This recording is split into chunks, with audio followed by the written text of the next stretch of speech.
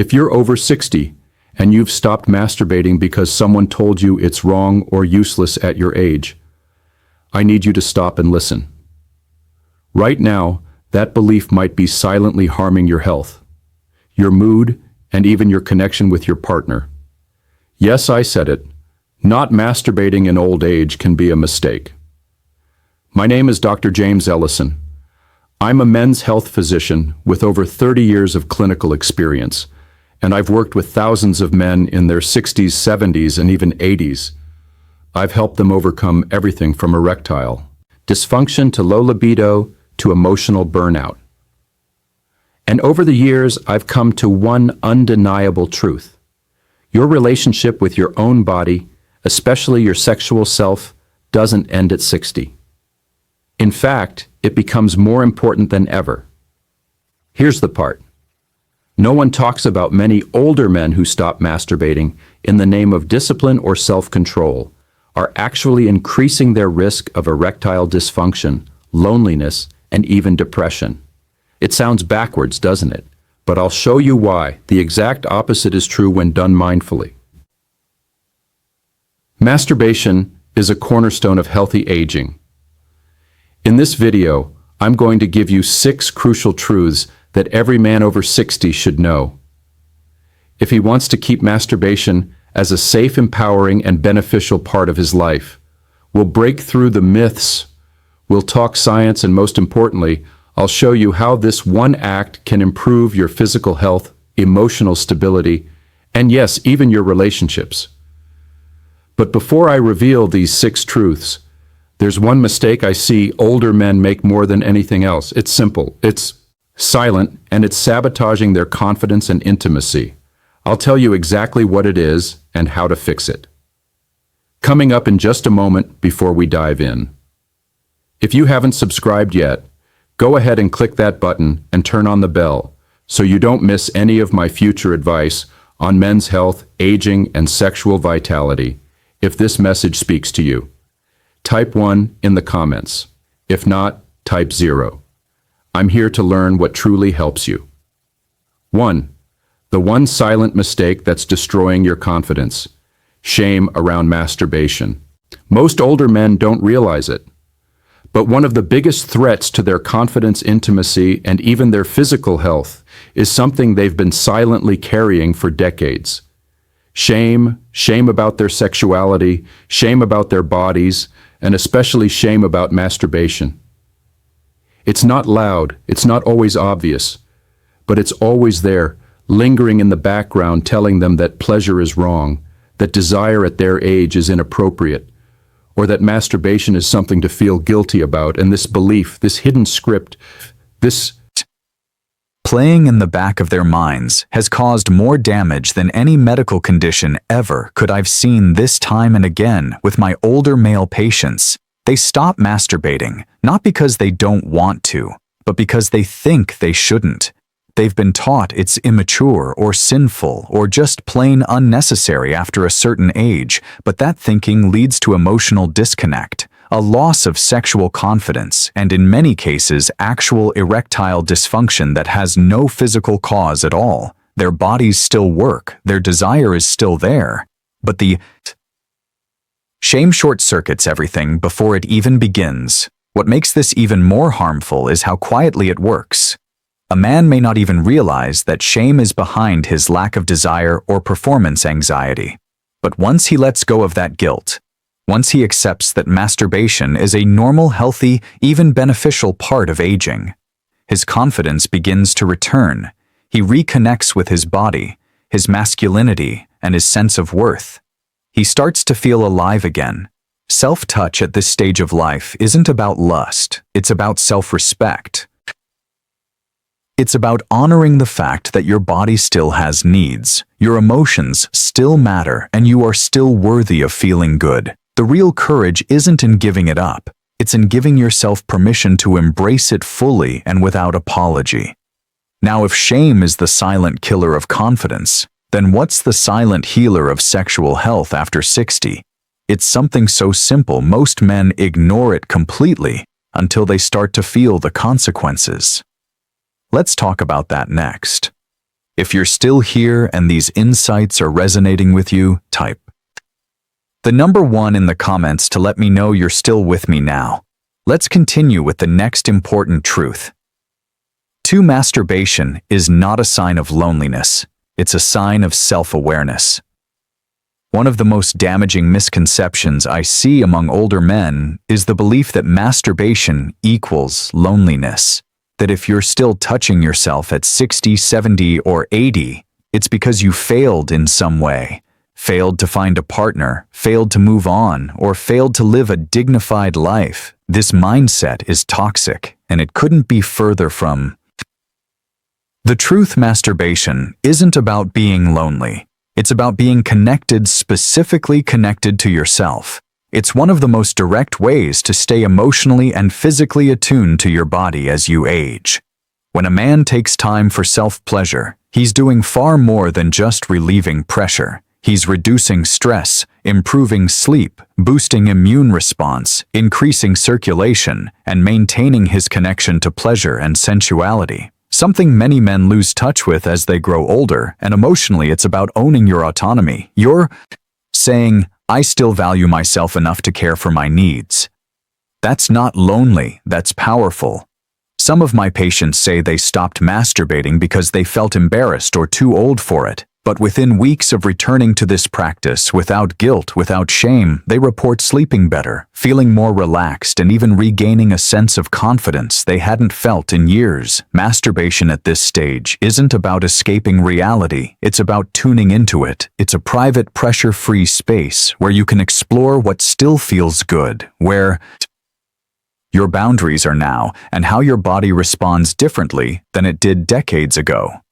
It also reinforces something deeply important. Your sexual identity doesn't expire. It may change, it may evolve, but it doesn't vanish just because the world tells you to quiet down. In fact, embracing that part of you can bring a deep sense of peace, even joy as you age, and yet as essential as that self-awareness is, it's not the only part of the equation. There's something far more physical that too many men overlook, and if you ignore it, it could cost you your ability to perform altogether. Let's get into that. Next 3 erections are use it or lose it.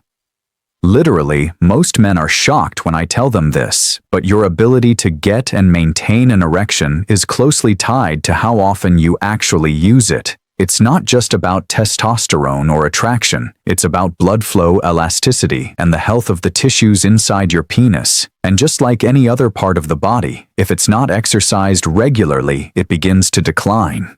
That's why the phrase use it or lose it is especially true when it comes to erections after 60. As you age, your circulatory system naturally becomes less efficient. Blood vessels may narrow, and the strength of your heart's pumping power can decrease. This has a direct impact on erectile function, which is essentially a blood flow event. If you're not regularly encouraging blood to flow to your penis through masturbation or arousal, you risk losing that function altogether over time. It's not just about sex, it's about maintenance. Regular erections keep the tissue oxygenated and the vessels responsive without that the body starts to deprioritize that function. I've worked with countless older men who stopped masturbating for months or even years when they tried to get back into it. They were alarmed to find that their erections were weak or non-existent, but in many cases, there was no underlying disease, just disuse, fortunately with consistent attention and the right mindset. Much of that function can return, but it takes effort, it takes respect for your body, and a willingness to stay engaged with your sexual health. Even when society tells you it no longer matters. It's also about confidence. When you keep your body responsive through healthy sexual routines, you feel more in control, not just in the bedroom, but in life. It's a reminder that you still have power, presence, and purpose in your physical being. Don't wait for a crisis to start paying attention to your body. The best time to care for your erectile health is now before problems begin. Still staying physically tuned in is only part of the story. There's another element less talked about, but just as important that can deeply affect how you experience pleasure and arousal, and the surprising part, most men are doing it wrong. Let's talk about that next. If you're still watching and finding these insights meaningful, type the number 1 in the comments to let me know you're here and engaged. Let's move forward now with point number 4. 4. Porn is optional, but fantasy is essential. As men get older, many start to question their relationship with porn. Some feel it's become a habit they rely on too heavily. Others feel it no longer excites them the way it once did, and some even feel ashamed for using it at all. While it's true that excessive porn use can sometimes dull your natural responses or create unrealistic expectations, the solution isn't to remove all sexual stimulation from your life. The real key is to understand the difference between porn and fantasy and why one is optional while the other is essential. Fantasy is your inner world of desire. It's not about high-definition images or scripted videos. It's about what your own mind creates, uniquely shaped by your experiences, emotions, and personal turn-ons. As a man over 60, your brain remains your most powerful sex organ. The ability to fantasize, imagine, and mentally engage in arousal is a sign of a healthy, functioning libido. It keeps your mind involved, keeps your arousal natural, and creates a deeper, more meaningful experience than just staring at a screen. When my patients stop relying on porn and begin tapping into their imagination again, something changes. They become more in tune with what truly turns them on. They start to reconnect with subtle feelings, forgotten desires, and emotional triggers that make pleasure feel real, not manufactured. It becomes more intimate, even when they're alone. You don't have to ban porn from your life entirely unless you feel it's negatively affecting you. But you should never lose touch with your own fantasies. That mental engagement is a skill, and like all skills, it gets stronger with practice. It also helps prepare you for intimacy with others, because you've already cultivated a rich inner world that you're comfortable exploring, and when appropriate, sharing.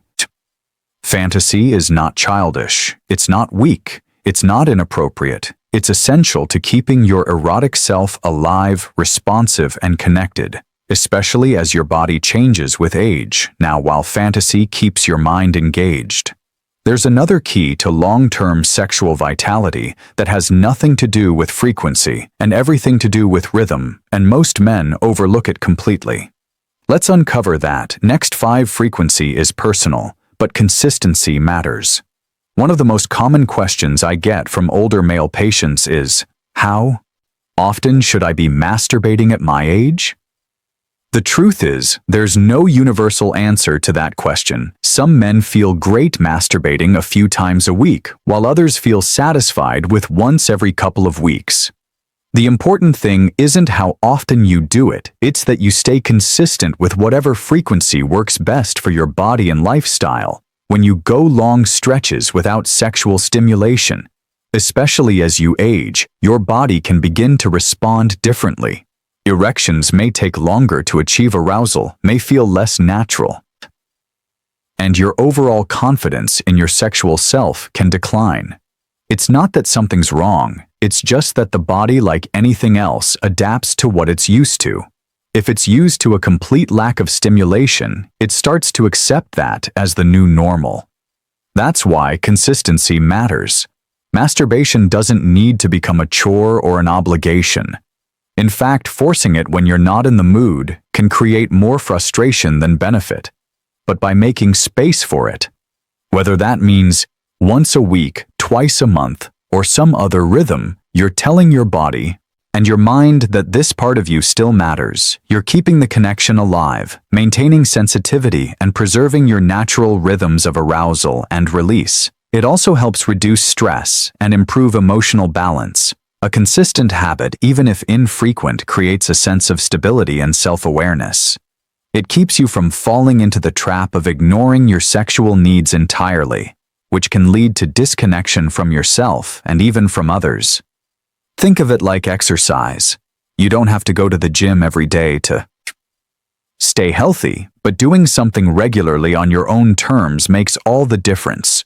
You're not chasing youth, you're investing in your current and future well-being. And while rhythm and consistency create the physical foundation, there's one final element that ties everything together, an element that bridges the gap between self-pleasure and true intimacy. Most men think it's out of reach after 60, but I'll show you why that couldn't be further from the truth.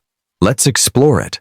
Next 6. Masturbation is a gateway to better intimacy with others. Many older men believe that masturbation and intimacy are two separate things, that self-pleasure is what you do when you're alone, and intimacy is something you only share with a partner. But the truth is, the two are deeply connected. In fact, the more attuned you are to your own body and desires, the more open, confident, and responsive you can be in a relationship. Masturbation, especially in your later years, is not just a private act. It's a form of personal discovery that lays the foundation for real, meaningful intimacy. With someone else, when you know what you like, what you respond to, and how your arousal works, you become much more effective at communicating those things with a partner. And that communication, clear, gentle, and honest, is what creates trust and emotional safety. Too often, men enter sexual situations unsure of themselves, hoping their partner will guide the experience, but that can create pressure, anxiety, and even performance issues. Masturbation helps eliminate that guesswork. It gives you the knowledge to say, "Here's what feels good for me," and the emotional grounding to say it with confidence beyond that self-pleasure keeps your sexual energy alive. It reminds you that you are still a sensual being, still capable of feeling pleasure, still deserving of closeness. That awareness naturally spills over into your relationships. Whether you're married, dating, or single, people respond to someone who feels comfortable in their own skin. That kind of comfort doesn't come from outside validation. It comes from knowing yourself. And that's what masturbation offers. Intimacy later in life is not about performance. It's about presence, connection, and authenticity. And when you cultivate those things with yourself first, they become much easier to share with someone else. You're not relying on another person to validate your masculinity. You're simply inviting them into a space you already respect and understand, now that you've seen how masturbation can actually enhance your physical health, emotional resilience, and romantic connection.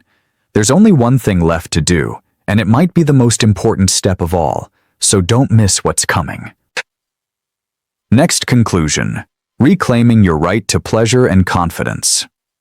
After 60, you've just learned 6 powerful truths that many men never hear, especially as they get older. These aren't just tips or suggestions. They're foundational truths that can change how you experience your body, your confidence, and your relationships for the rest of your life. It starts with letting go of the shame that's held you back. The silent weight that made you feel like your desires were something to be hidden or ignored, that shame has no place in this stage of your life. In fact, the courage to challenge it may be the most important step toward real emotional and sexual freedom. You now understand that masturbation isn't a lonely act. It's a form of self-awareness. It's your way of staying in touch with who you are, what you need, and how your body still responds to touch and pleasure. You've seen that erections are tied directly to use and circulation, and that keeping this part of your body active is not indulgent. It's necessary for your overall health. You've also learned that while porn, might not serve everyone, fantasy remains a powerful and healthy part of your sexual identity. You've discovered that consistency matters more than frequency. What counts is not how often you engage in self-pleasure, but that you make room for it in a way that respects your changing body and lifestyle. And finally, you've seen how masturbation is not a replacement for intimacy, but a gateway to it. By knowing yourself, you become better equipped to connect with others, not through performance, but through presence and honesty. This chapter of life isn't about shutting things down. It's about opening up. It's about redefining what it means to be a man, not by how youthful you appear or how often you perform, but by how fully you accept and care for yourself. You are not past your prime. You are in a new one, and what you do with it is entirely up to you. So here's your invitation. Start where you are. Embrace what your body can still feel. Reconnect with yourself, not out of habit, but out of respect, because you've earned that and you're worth it.